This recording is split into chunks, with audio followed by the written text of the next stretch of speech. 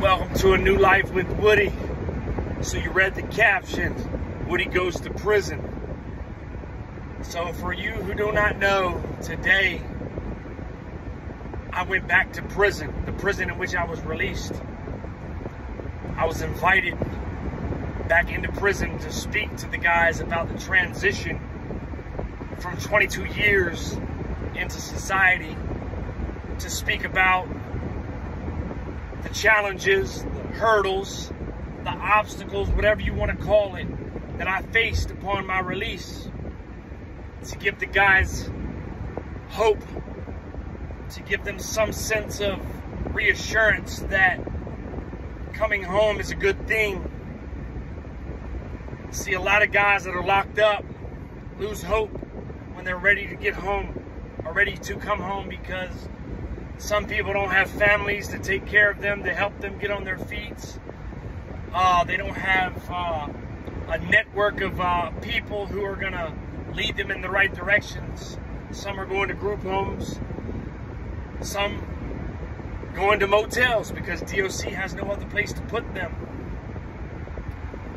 So today I got to see a bunch of my old, I guess you want to say, compadres that I did time with over the years. And it was nice seeing them. It was nice being able to give them an embrace and let them know that I haven't forgotten about them. Most of these guys I still keep in contact with.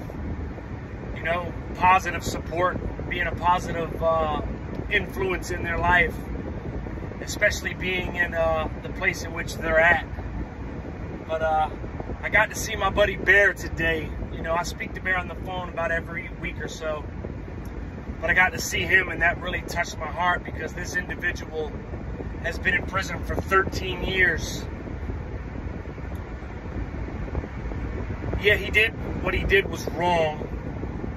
But he went to prison for a 25-year sentence for selling 4 Oxycontins to an undercover informant, and they gave him 25 years. I met Bear in 2000 and I want to say 14, maybe 15. And him and I became close friends. And I can remember the day that I was going home when I seen his face. He just had this sad puppy dog look, like, damn, bro, you're leaving me after all this time. That was my running partner, my right-hand man.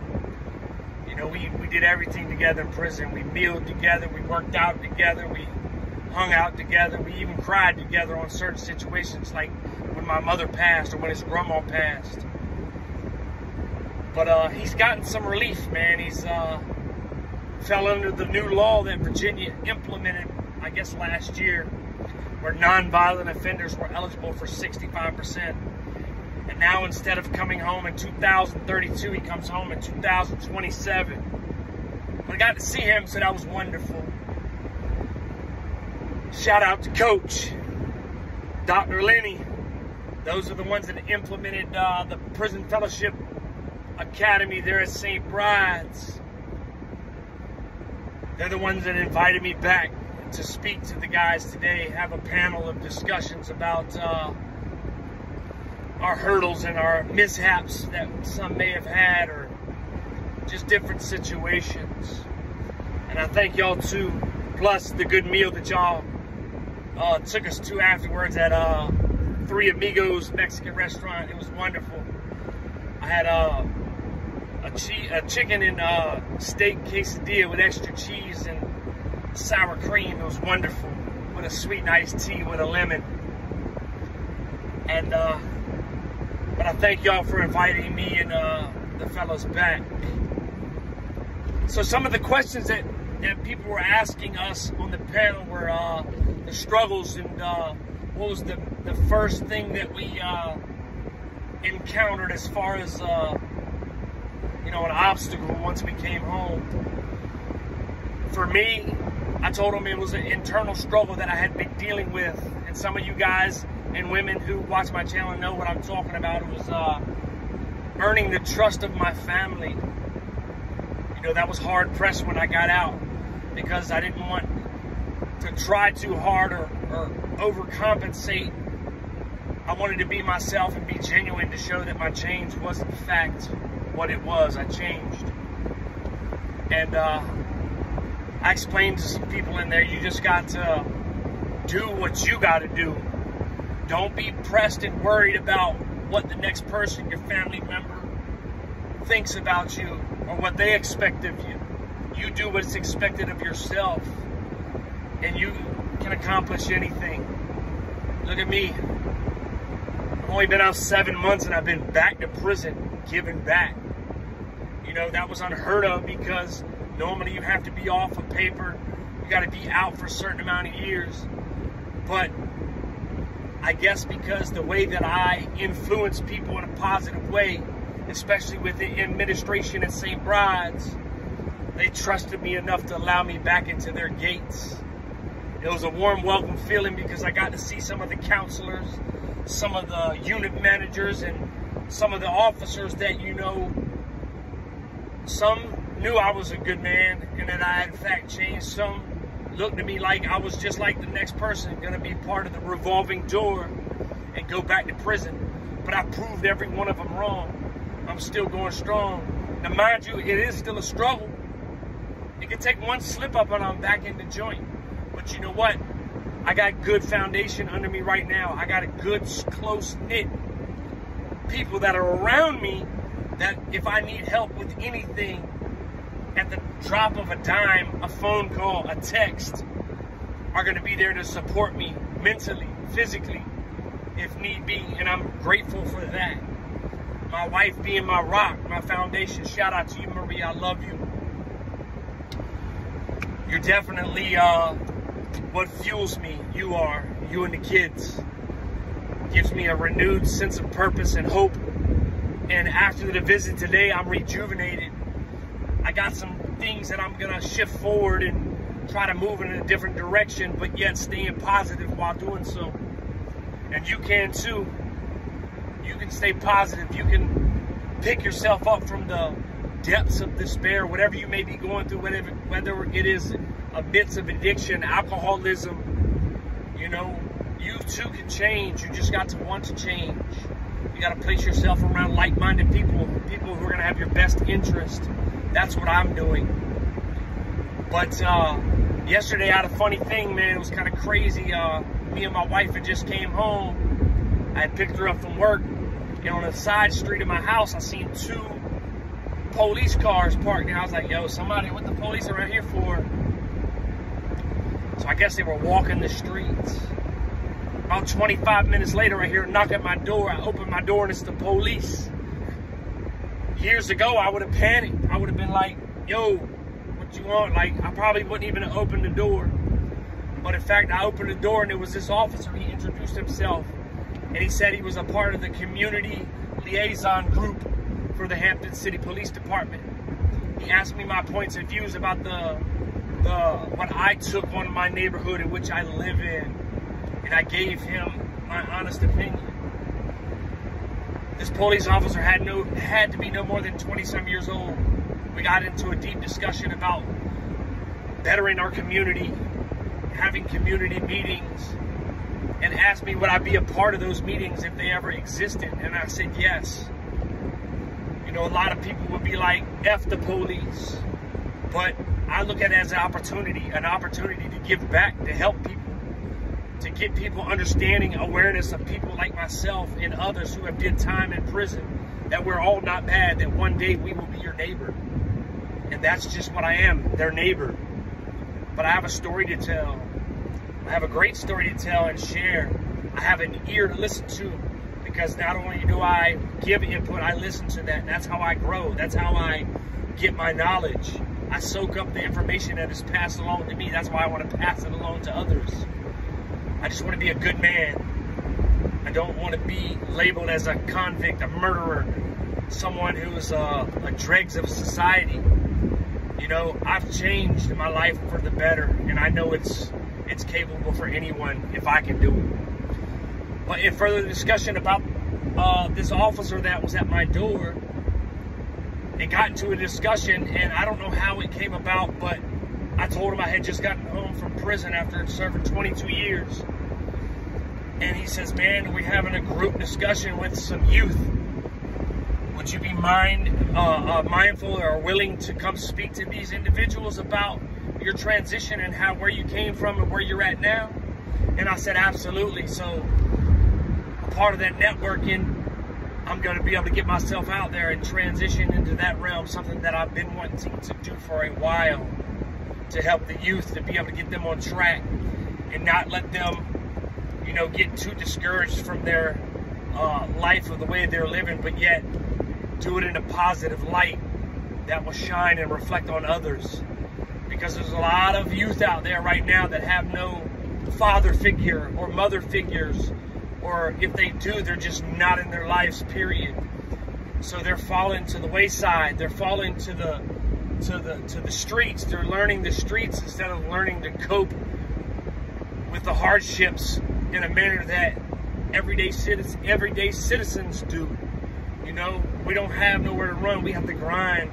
We have to pay bills. We have to uphold the law.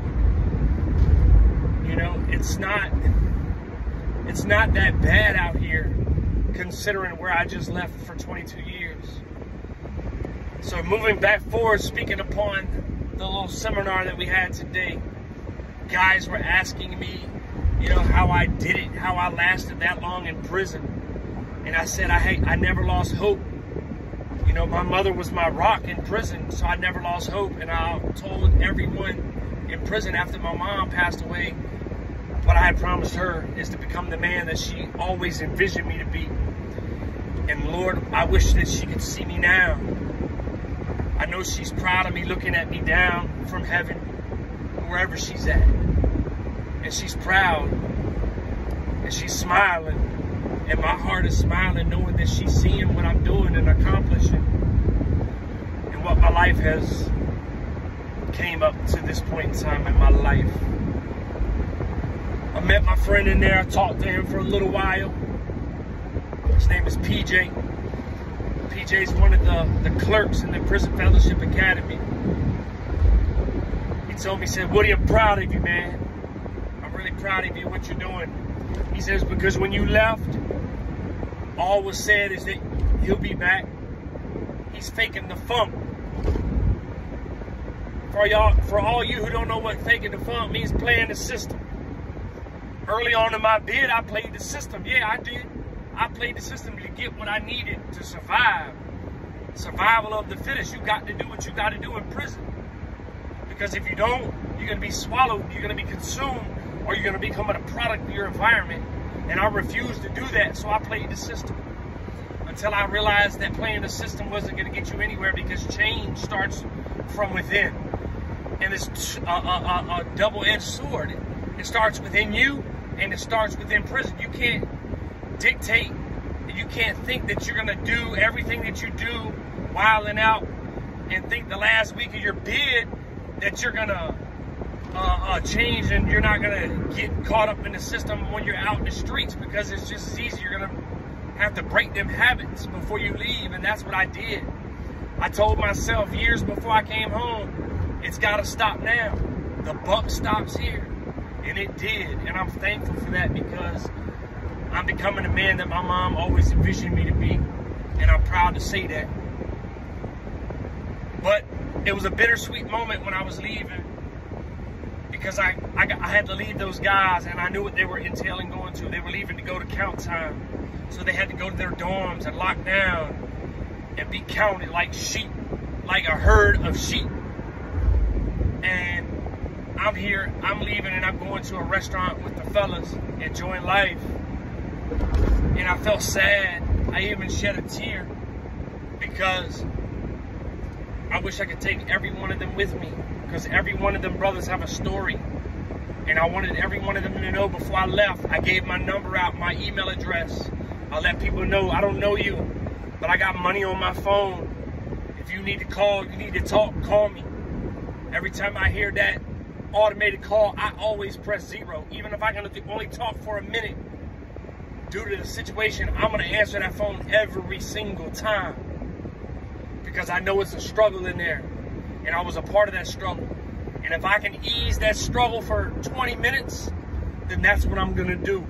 If I'm going to take you out of prison for those limited times, that's what I'm going to do. If you need me for a three-way because you can't get in touch with your moms, your girl, your auntie, that's what I'm going to do. I'm not a rich man, but I'm rich in soul, and I have respect for those in prison that are trying to change their life. I have the utmost respect for them. And it brings me satisfaction to know that I could go into prison today and have people come and thank me for talking and giving the information and giving them a little bit of renowned hope. Sorry, I got a little tongue twisted. I don't edit my videos, so it's going to come out. Yeah, a new sense of purpose, man. I want people to get a fire under them. I want them to understand that they can make it. There's services out here that help people. There's people that want to help you. And me and the brothers got together today, and we're going to formulate a little group to help brothers coming out. If we can do it with basic items that they may need, underclothing, hygiene, food, jobs, anything that we can put together for them. If we can help them, we're going to try to help them. And I'm excited for that. Because that's giving back. That's what we need to do. We need to give back. Especially coming out of a place like that. You know, it's just sad. It's sad to think that I used to be in their shoes. I used to think negative thoughts. I would have never in my wildest dreams think that I would come home after 22 years and still, what's the word I'm trying to say, and still be on track after all the wrong that I've done. You know, it amazes me, but you know what? I have to do it. I can't fail. Failure is not an option for me. It's not going to be. But I want to thank each and every one of y'all for tuning in. Hit that like button. Hit the subscribe button. Got a paint night with Woody and High G. I know I keep saying that, man, but my man's been a little busy lately. So I'm going to put together a short. If y'all want to involve y'all in the paint night with Woody and High G, go get you a paint set, man. Get you a palette. Get you some paper. And paint along with me and High G, man. And I'm looking forward to that. I just want to thank each and every one of y'all for everything. If you're going through a struggle right now, like I said, if it's addiction, alcoholism, there is help. Hit me up at newlifewithwoody@gmail.com. If I can lend some helping hand, lead you to some resources in the area, or even I'll go above and beyond that. I will help you as much as I can. Reach out to me. Tell me your story. Tell me your struggles. Tell me your dreams, your aspirations, where you want to go in life. And I want to be a part of that journey with you, because my motto is much love and let's do this together. So saying that, I love all of y'all. I appreciate everything that y'all stand for. Keep grinding. And as always, much love. And let's do this together. Deuces, man.